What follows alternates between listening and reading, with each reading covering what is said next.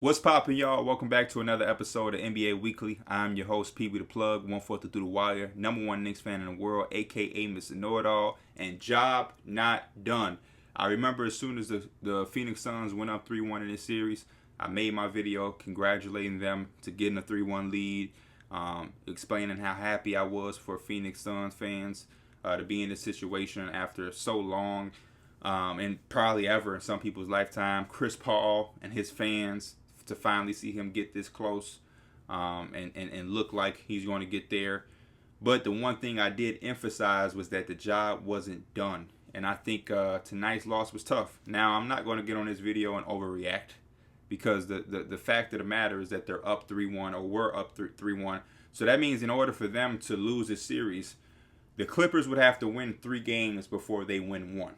Which is just, it's a reason why at a certain point in our lifetimes it wasn't such a thing, and it still isn't a thing. We've had quite a few over the last few years.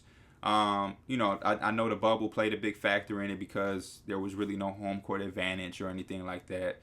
But it's still a rarity to me. It's still a rarity. It's still against really the odds, because again, you're literally telling a team who just got up 3-1 that they aren't going to win a game for the rest of the series, which is tough to imagine.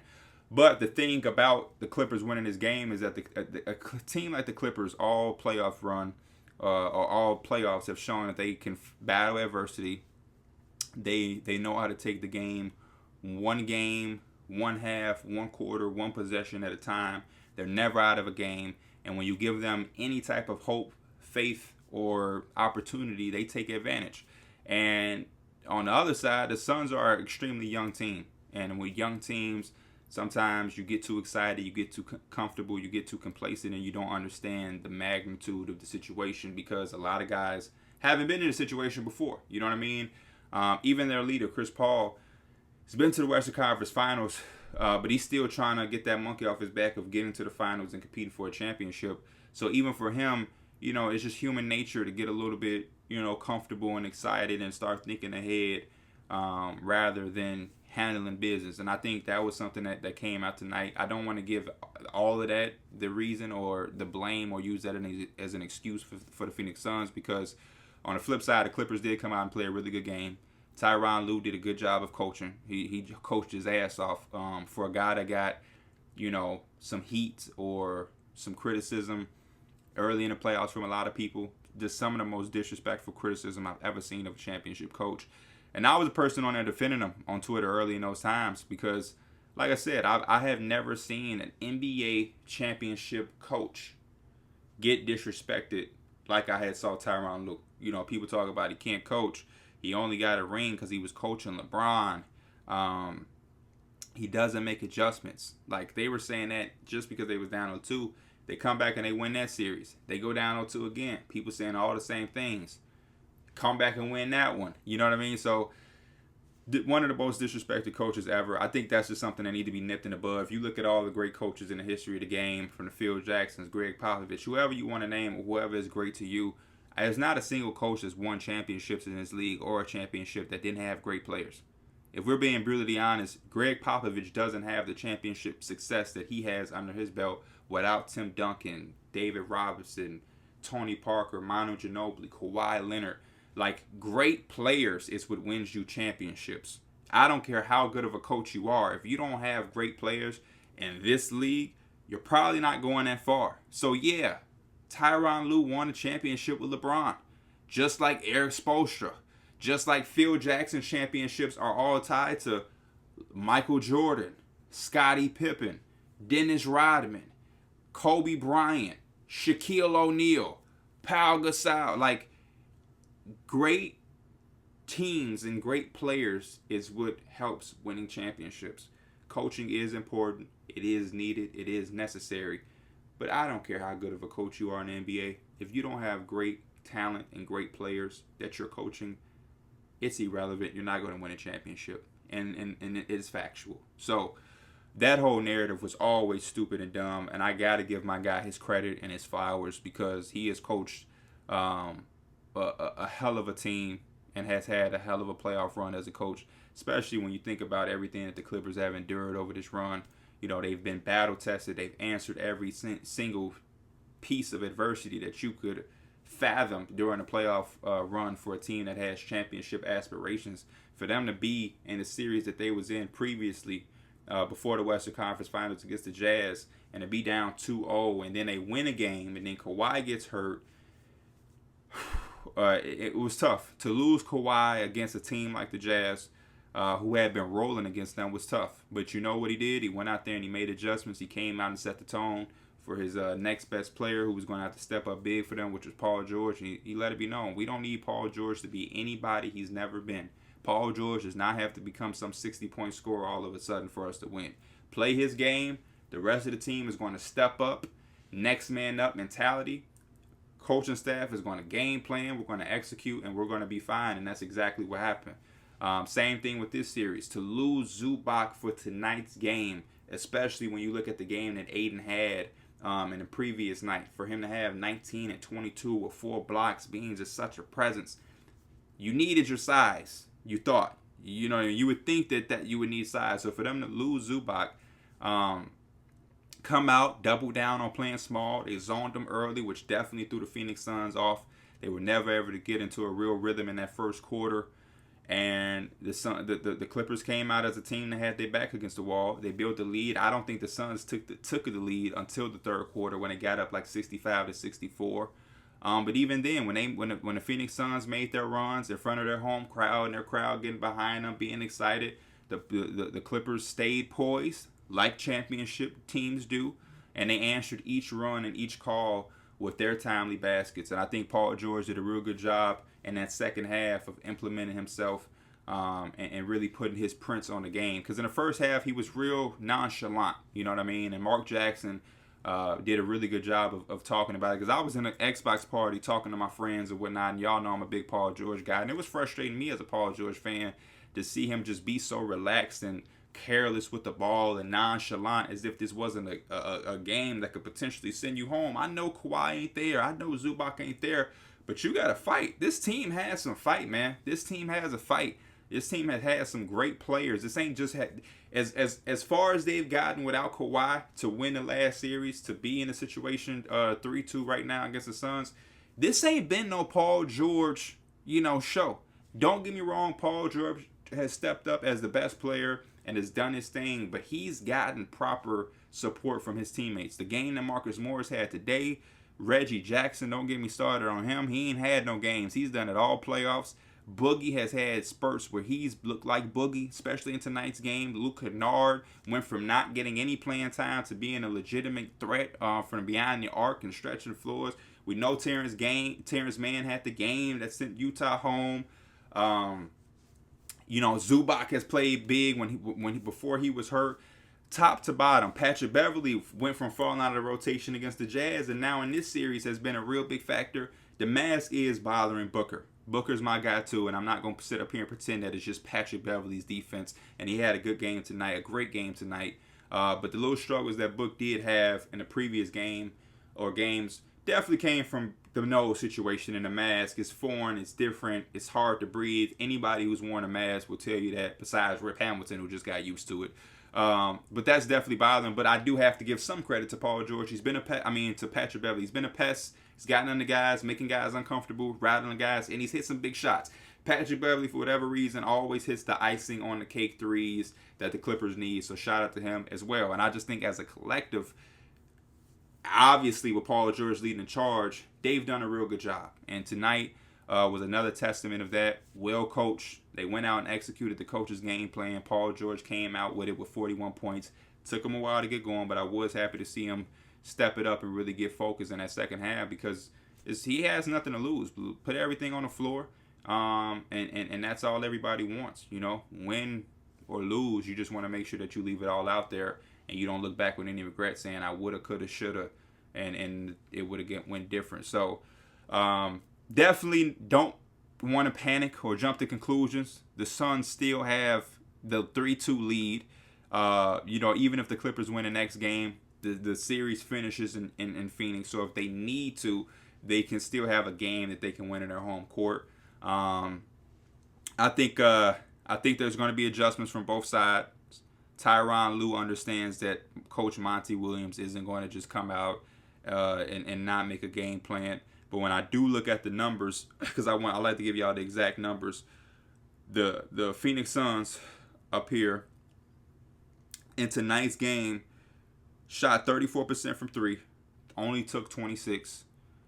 And when I look, the X factor to me, who I think is the most underrated player left in the playoffs, DeAndre Ayton, had a totally different game than he had in the previous game. Like I said, Ayton isn't, because of the way the game is, perimeter centric, Ayton's never going to have the sexy double-doubles. You know what I mean? Like back in the day where you throw it into David Robinson, he catches it, get his moves on. That's not what bigs in his game do today. Joel Embiid does it. Jokic is unique, top of the key playing, handoff, shooting threes. He'll get in there and post up. But the point is, majority of centers in today's league, besides the two MVP candidates and maybe Karl-Anthony Towns, all of that dumping down old-fashioned, neither here nor there. It's just not the way the game is played. Even guys that do play the traditional way, you'll see a couple of centers here and there, Jonas Valanciunas, Vucevic, they'll get in there and post up. But the days of like Akeem Olajuwon, Duncan, y'all know what I mean. Running the offense through them, really getting it, and it's looking sexy, and it's one-on-one battles in a post. You might get it through the course of the game, here and there. You get a mismatch. We need one real quick. But it ain't like in the early 2000s and the 90s where that was the focal point of the offense. Now, Ayton still was dominant, though, because it's rim runs. He's beating everybody up the floor, putbacks. Like I said, 22 rebounds. 9 were offensive. We look at today's numbers. He's 10 and 11. Still a double-double. 1 block, not 4. And he only took 9 shots. In the Houston. The Los Angeles Clippers came out with Marcus Morris as their starter center. And he only took 9 shots. But it was the zone that disrupted the rhythm. It was the Clippers out-rebounding them because they crashed the glass as a unit. It wasn't any one-on-one battles with Ayton really that much. Because when I look at the game, Ayton had 11 rebounds. Only 3 of them were offensive. And that was like sometimes him missing a shot and tipping it back in type situations. But yeah, it wasn't really... It wasn't really what we saw in the last game, even with them getting smaller. He rebounded and played better with Zubac being out there, and we saw in the game. Anytime Ayton went out, it's when the Clippers put an actual big in Boogie. And when Ayton came back in, they took Boogie out and they went back small. So Tyronn Lue is playing a chess match game against Monty, and tonight's game it worked. Now I am going to go back to what I said. Phoenix is going to probably play better. Ayton is probably going to play better. So the Clippers are going to have to find another solution and another way, to try to neutralize Ayton. I don't know the status of Zubac. I don't know if Zubac's out for the rest of the series. I don't know if he's going to return or anything like that, but I do like the minutes that they got from Boogie. The Clippers are a team that plays extremely different at home. That the numbers speak for themselves. Shout out to my boy B-Souls. B-Souls put it on Twitter. A lot of people got B-Souls tweet misunderstood anyway.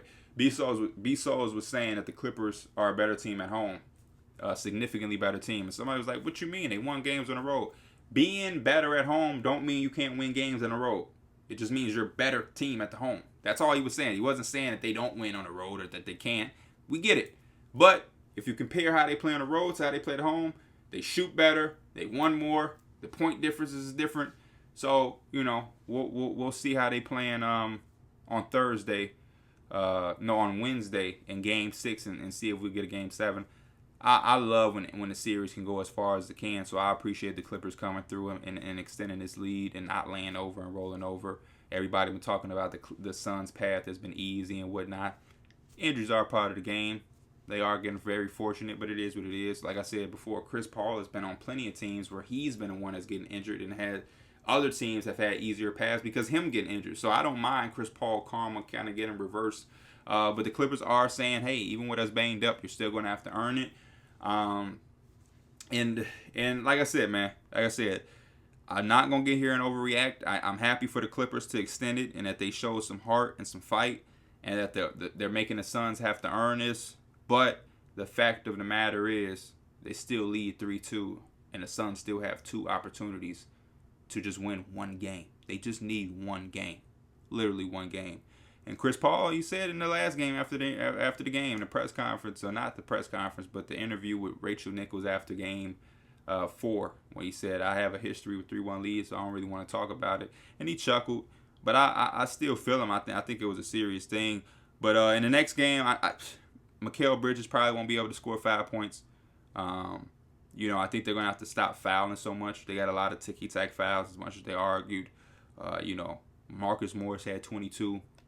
Like I said, him and Jay Crowder are extreme X factors, man. When they're giving you 2, 3, 4 threes, you damn near are at odds, And tonight was a night where Marcus Morris gave you 22 on 56% shooting. Paul George gives you 41 on 75% shooting.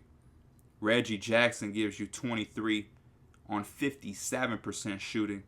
And then even Patrick Beverly gives you 7 points on 50% shooting. I mean, guys shot the ball great today. Boogie, 58 points. So basically, everybody who scored over double digits for the Clippers shot 50% or better. They shot 50% or better. And you got guys on the Clippers, not the same thing. Not that Devin Booker or Chris Paul played or shot the ball bad, because Chris Paul shot 42%, Booker shot 40% at 9 of 22, but it just wasn't as efficient as the Clippers. And then the rebounding numbers are substantial, man. They had 7 offensive rebounds, the Suns, 34 rebounds defensively, and then you look at the Clippers with 38 rebounds defensively and 2 offensive rebounds. So 40-41, the Suns actually caught up. I guess it was at the end or whatever, but at halftime it was a big discrepancy on the rebound, and I think it was the way that they rebounded as a team, especially in the zone, because basketball is harder to rebound in the zone than it is man-to-man. But we will see what happens in the next game. Definitely nobody should be overreacting on any sports shows tomorrow as if the Suns are done or they blew the lead. No, they still have 2 games to try to just get one win. But I will say, how I started the video, Phoenix Suns are a very young team. The Clippers have shown that they're cut from a different type of cloth, a championship DNA, championship pedigree type cloth. They faced every adversity you can face. They've been down, backs against the wall. They've lost a star player. They've lost a second starter in the middle of an important series. Paul George has missed 2 clutch free throws.